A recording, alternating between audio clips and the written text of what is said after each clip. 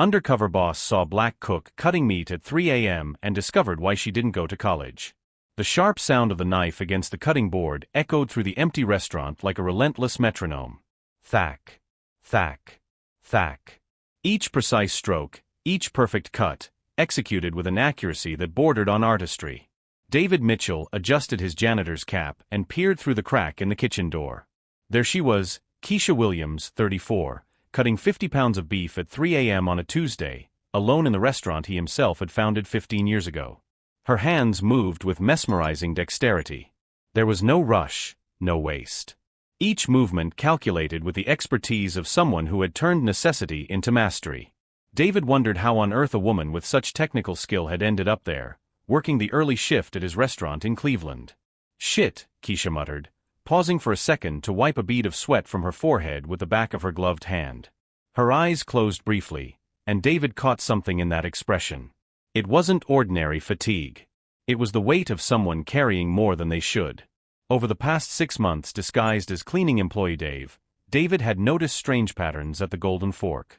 Employees fired without plausible explanation, always the same profiles. Customer complaints that went directly to manager Robert Chun, never to HR. And a brutal turnover among black employees that left him with a sour taste in his stomach. Keisha looked up suddenly, as if she sensed she was being watched. Their eyes met for half a second before David pretended to adjust something on the cleaning cart. "Dave? What the hell are you doing standing there?" Her voice carried a mixture of surprise and controlled irritation. "I thought you only cleaned after 4. "Oh, hi Keisha. Chin asked me to get a head start on cleaning today." David entered the kitchen pushing the cart, keeping up the act. "Do you always work until this hour?" Keisha went back to cutting, but David noticed that her movements became slightly more tense. "Someone has to prepare this meat for lunch. Chin doesn't like it when it's left to the last minute." It was a lie, and they both knew it. The standard protocol was to prepare the meat the next morning. David knew every procedure in the restaurant. "Chin seems really demanding," David said casually, pretending to clean a nearby counter. "I heard him yelling at Tamara yesterday. Something about her forgetting a reservation." Keisha's fist tightened imperceptibly around the knife handle. Tamara didn't forget any reservations. She wrote everything down correctly. "I saw her." David felt a chill run down his spine. "What do you mean by that?" Keisha stopped cutting and stared directly at him. There was something in her eyes that David recognized, the expression of someone who had seen too much injustice and decided she would no longer remain silent. "Dave, can I ask you something? Have you ever had a dream that someone just stole from you?" The question was laden with such deep bitterness that David felt as if he had been struck in the chest. There was the answer to his unspoken question about why someone with such exceptional culinary skills was working cutting meat at 3 in the morning. "Why are you asking me that?" Keisha smiled, but there was no joy in that expression. "Because tomorrow, some people are going to find out that messing with the wrong person has consequences. And something tells me you're not exactly who you appear to be." The air between them became charged with electric tension. David realized he had completely underestimated Keisha Williams. She wasn't just an employee trying to get by, she was someone who was planning something. And from the determined gleam in her eyes, that something was going to happen very soon. If you're wondering how a story about injustice and revenge can completely change your perspective on second chances, don't miss the next chapters and consider subscribing to the channel to find out how Keisha turned years of humiliation into the perfect fuel for a turnaround that no one saw coming. Keisha went back to cutting the meat, but now her movements carried a different tension. David realized he had touched on something deep, a wound that had not healed. "You want to know about stolen dreams?" Keisha paused, cleaning the knife with meticulous precision. "Then let me tell you about Chef Keisha Williams." Chef. The word fell into the air like a bomb. David felt his stomach tighten. 5 years ago, I was the youngest sous chef in the history of Meridian Heights, Cleveland's most exclusive restaurant. I worked 80 hours a week for 6 years to get there. Her voice was controlled, but David sensed the anger simmering just below the surface. I had my own team, developed the tasting menu, won 2 regional culinary awards. David swallowed hard. Meridian Heights was legendary, Michelin stars, 3-month waiting list. How on earth had a chef of that caliber ended up there? What happened? Keisha smiled bitterly, picking up another piece of meat. Robert Chen happened. He was the general manager at Meridian. He was always, let's say, interested in me. Invitations for after-work drinks, comments about my exotic flavor combinations. I always politely declined. David felt a wave of nausea. He was beginning to understand where this was going. One night, after a particularly difficult shift, Chen called me into his office. He said he had a partnership proposal to open a new restaurant. I was exhausted, excited by the possibility, so I went. Keisha stopped cutting. When I got there, he had been drinking. A lot. And he decided it was time to close the deal in a very different way. Keisha. I said no. Very clearly. And I left. She resumed cutting, more aggressively now. The next morning, $3,000 was missing from the kitchen safe.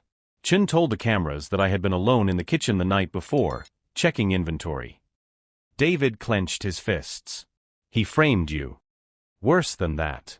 He planted the money in my car and called the police. Said he'd noticed some discrepancies and felt obligated to investigate. Keisha's knife cut the meat with precise, violent strokes. I was fired, arrested, prosecuted. My reputation destroyed overnight. But surely you were able to prove it was a setup. With what money? With what lawyer?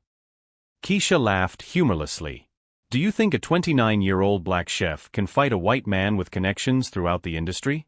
The Restaurant Association blacklisted me based solely on the accusation. No decent place will hire me. David felt sick. And how did Chen end up here? Oh, that's the best part. Keisha's eyes flashed with cold fury. After he destroyed me at Meridian, he told everyone he had cleaned up the internal theft problem. Got promoted to corporate. Now he manages several restaurants, including this one. And since I needed to work somewhere. Jesus Christ. He hired me personally. Said he believed in second chances. Keisha paused, staring directly at David.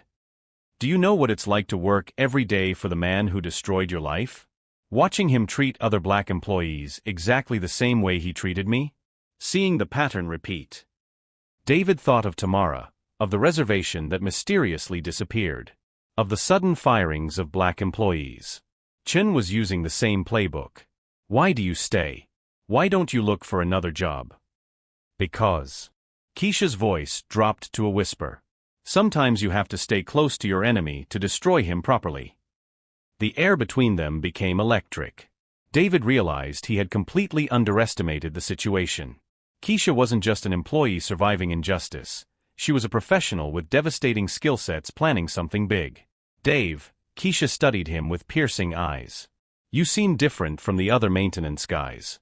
More observant. Almost like you understand more than you should about restaurant operations. David felt his heart race. She had noticed. And you know what's funny? Yesterday, I saw you cleaning around the management office. Too late at night for routine maintenance. Almost like you were, she paused deliberately. Investigating something. Shit. David kept his expression neutral, but Keisha's smile told him she already knew. Tomorrow morning, Chen is going to call an all-staff meeting. He's going to announce that more adjustments are necessary to improve efficiency. Keisha's knife worked methodically. Guess how many of the employees being terminated are black? Keisha. Every single one. As always. She set down the knife and stared directly into David's eyes. But tomorrow is also when Chen discovers that messing with the wrong person has consequences he never saw coming. What did you do? Remember when I mentioned that Chen always liked technology? Cameras, recording devices for security purposes. Keisha's smile was predatory now. Funny thing about tech-savvy people, they record everything. Including conversations they think are private. David's pulse spiked. You recorded him? 5 years worth. Every racist comment.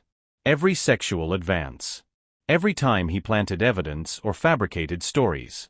Every conversation where he planned to target specific employees. Keisha picked up her knife again.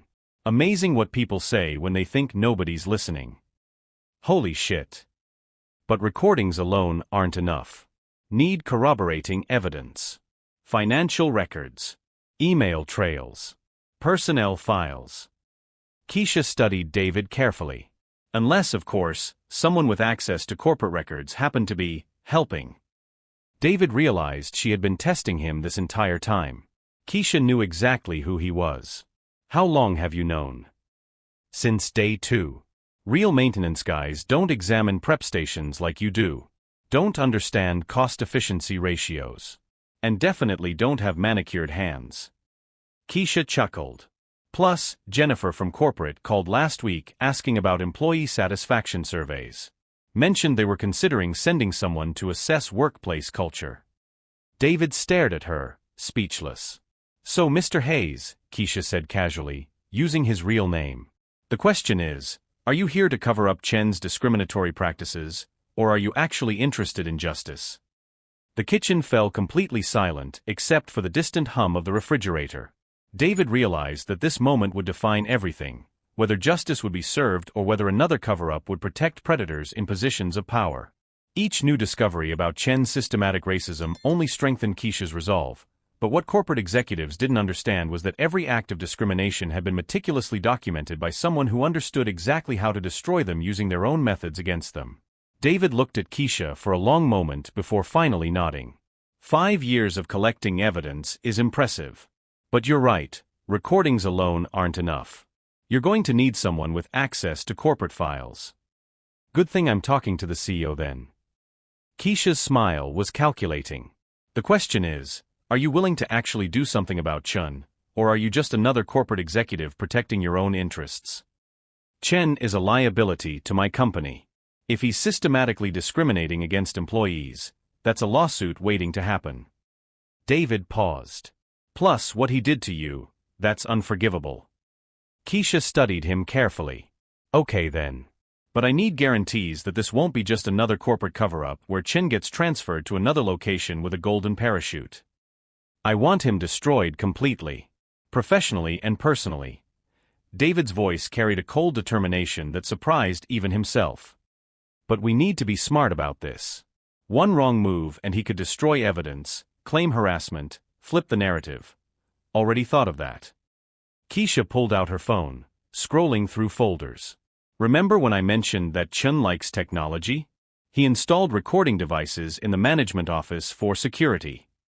What he doesn't know is that I've been accessing those recordings for months. How? Maintenance keycards. Keisha grinned. Amazing how much access cleaning staff have when nobody pays attention to them. Been copying files, emails, financial records. Every discriminatory hiring decision. Every sexual harassment incident he covered up. Every time he falsified employee reviews to justify firing black workers. David felt his stomach tighten. Jesus. How many others? 15 employees in 3 years. Same pattern every time. Fabricated accusations, planted evidence, character assassination. Keisha's voice hardened. All young black workers with potential for advancement. Chen makes sure they never get a chance to compete with his preferred candidates. We need legal representation. Someone who specializes in discrimination cases. Already got that covered. Keisha's eyes gleamed.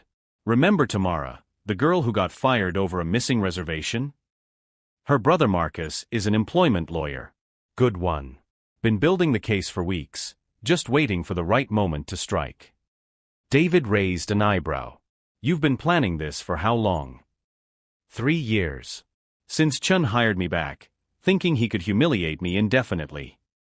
Keisha leaned against the prep table. See, Chen made one critical mistake. He kept me close because he enjoys psychological torture. Likes reminding me daily that he destroyed my career. What he didn't realize is that position gave me perfect access to everything I needed to destroy him. The following Wednesday, Chen called exactly the meeting Keisha had predicted. Staff gathered in the break room, serious expressions on management's faces, clipboards with lists of names being terminated for efficiency. Due to a corporate mandate to streamline operations, Chen announced, his voice carrying that familiar condescending tone, will be implementing workforce adjustments. The following individuals will be transitioning out. David watched as Chun read the names. Tamara Williams. Jerome Jackson. Alicia Rodriguez. Every single one was a person of color. Every termination was justified with vague language about performance issues and cultural fit concerns. Questions? Chin asked, obviously not expecting any. Keisha raised her hand slowly. Just curious, the statistical probability that all performance issues would occur exclusively among minority employees seems unlikely. Chen's jaw tightened.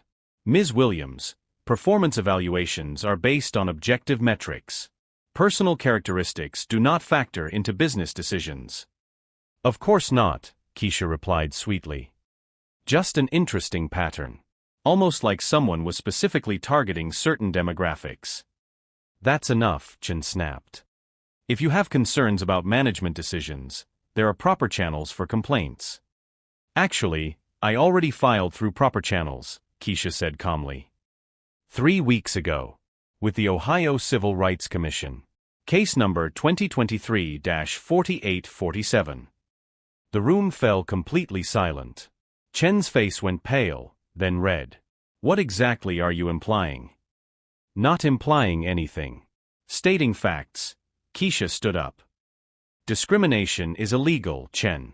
You taught me that when you destroyed my life 5 years ago. The difference now is that I learned how to fight back properly. Chen tried to maintain composure, but David could see panic creeping in. These accusations are baseless. You're clearly a disgruntled employee attempting to create trouble. Maybe. Or maybe I'm someone who documented every single one of your conversations for months. Keisha pulled out a small recording device. Amazing what people say when they think nobody's listening. David watched Chen's face cycle through multiple emotions: confusion, anger, fear, calculation. The man was clearly trying to figure out how much Keisha actually knew. You're bluffing, Chen finally said. And if you recorded private conversations without consent, that's illegal wiretapping. Good thing Ohio is a one-party consent state then. Marcus Williams, Tamara's brother, stepped into the room. Professional suit, briefcase, business cards he began distributing. Employment discrimination attorney. Specializing in hostile work environment cases. Chen looked like he'd been punched. Who called you? My client. Ms. Williams here has extensive documentation of discriminatory practices. We'll be filing a federal lawsuit under Title VII within 48 hours unless the company agrees to immediate corrective measures. This is a ridiculous conspiracy, Chen stammered. These people are trying to extort the company. Actually, David stepped forward, dropping his janitor disguise completely. I think it's time we had an honest conversation about what's been happening at this location. Chen's eyes went wide as he recognized David's real voice, real posture, real authority. Mr. Hayes? Why are you? Undercover investigation, David said coldly. Been here 2 weeks. Seen enough to know that significant changes are necessary. Chen's face cycled through emotions rapidly, relief that corporate was involved, hope that he could spin the situation, growing horror as he realized the implications. Sir, I can explain. These employees are disgruntled, making false accusations to cover their own performance issues. Chen, David said quietly, shut up. Now. The room was dead silent.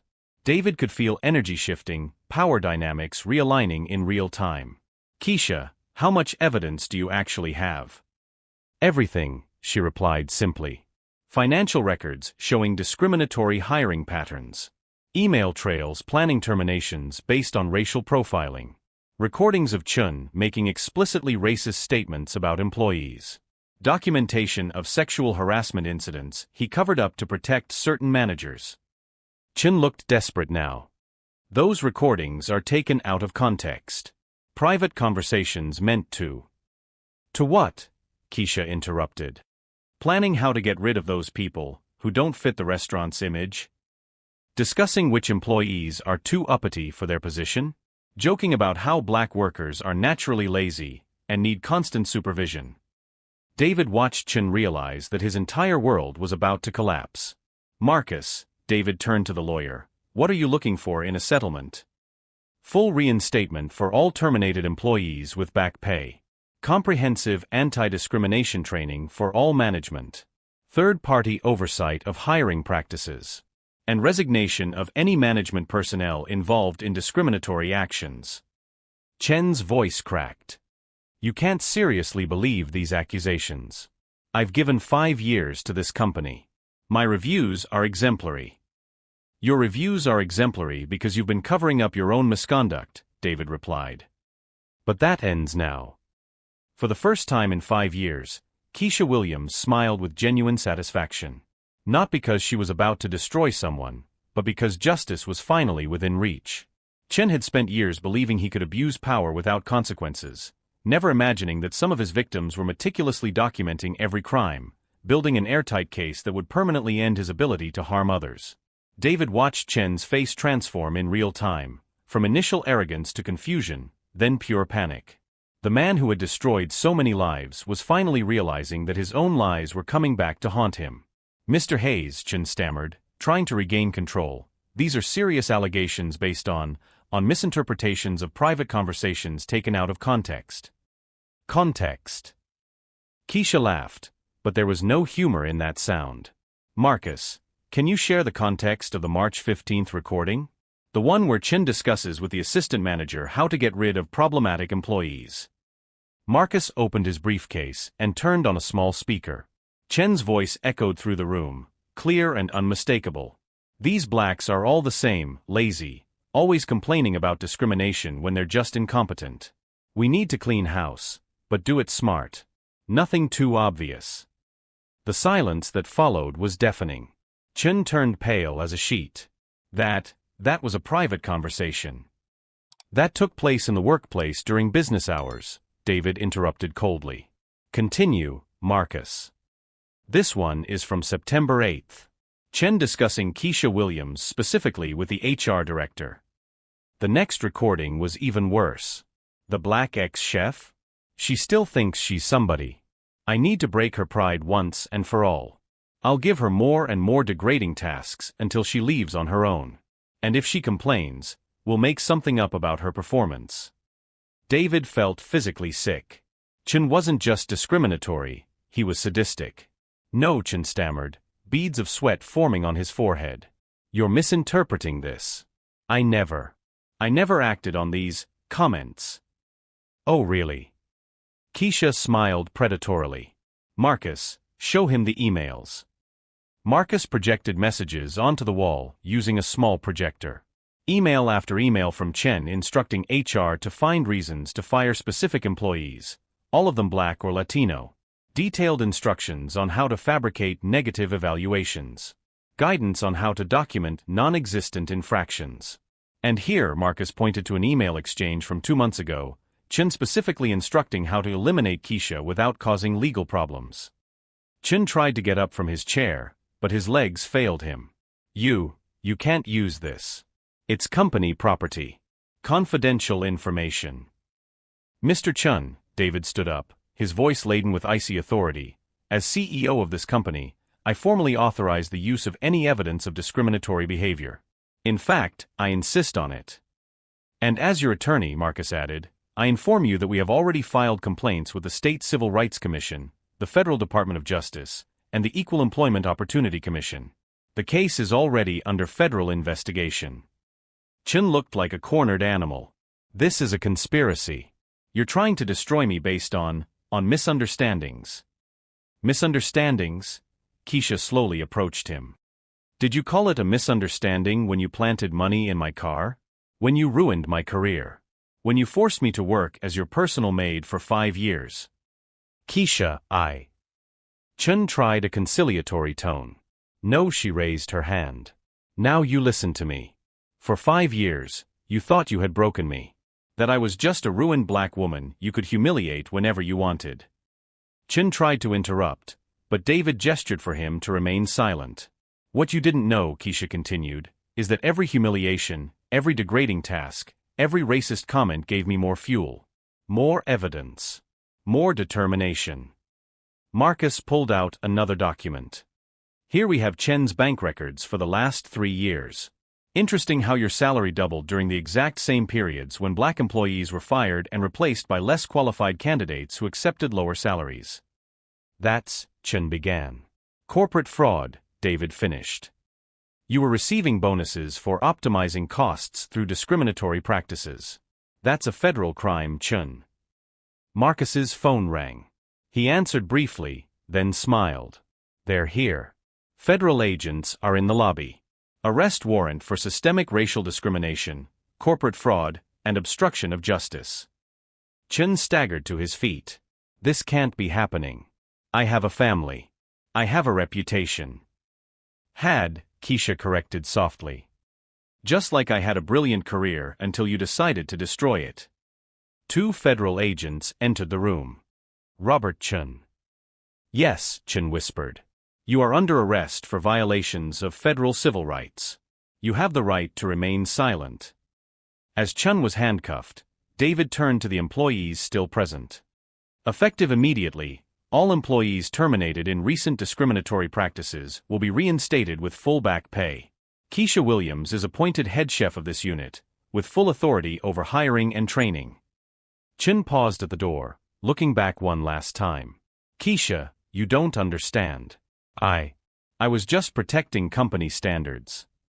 No, she replied calmly. You were protecting your own prejudice. And now you're going to pay the price. As Chen was led away, David watched Keisha. She wasn't smiling triumphantly. There was dignity in her posture, the quiet satisfaction of someone who had finally seen justice done. How do you feel? David asked. Relieved, she replied. Not because of revenge, but because others won't suffer what I suffered. Marcus put the documents away. The case will go to trial in 3 months.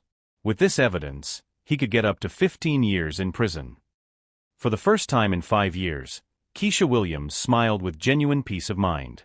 The woman who had been systematically destroyed had rebuilt herself into something stronger, not just a survivor, but a warrior for justice who would protect others from suffering the same fate. 3 months later, the Golden Fork restaurant had been completely transformed.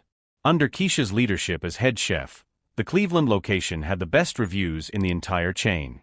Employees who had previously worked in fear now smiled genuinely, and the quality of the food had reached a level David never imagined possible. Chef Williams, said Tamara, now promoted to customer service supervisor, Table 7 asked to personally thank whoever prepared their dish. They said they've never eaten anything so extraordinary.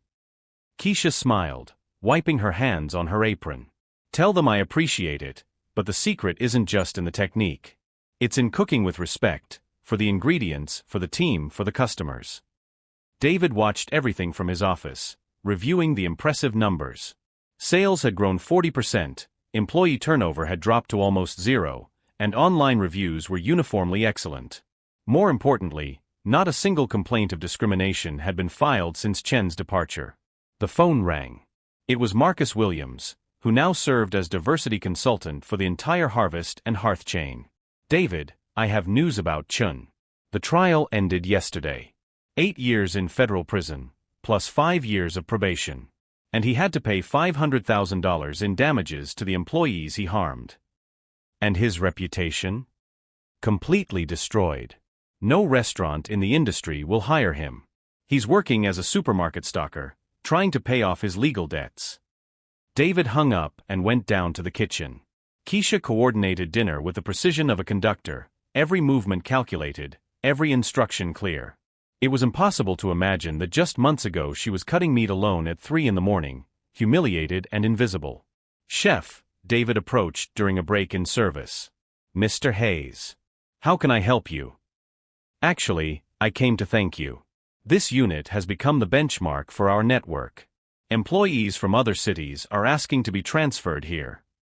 Keisha nodded thoughtfully. You know what I've learned in these 5 years of fighting injustice? Revenge isn't about destroying the other person. It's about building something so extraordinary that it renders irrelevant what they tried to do to you. David smiled. And your plans now? I'm developing a mentoring program for young chefs from underprivileged communities. I want to ensure that talent is not lost due to lack of opportunity or prejudice. At that moment, Chun was probably packing products in some supermarket, his career and reputation destroyed forever. Meanwhile, the woman he tried to break had become one of the most respected chefs in the city, living proof that integrity and talent overcome any attempt at sabotage. The best revenge was not to destroy Chun, it was to build something so brilliant that his malice became irrelevant. Keisha Williams not only weathered the storm, she learned to dance in the rain and teach others to do the same. Some injustices strengthen us in ways we never imagined possible. And when that happens, we discover that our greatest victory is not over those who tried to bring us down, but over our own limitations. If this story of resilience and transformation has touched you, subscribe to the channel for more examples of how true justice is built with patience, intelligence, and above all, with an absolute refusal to allow others to define our worth.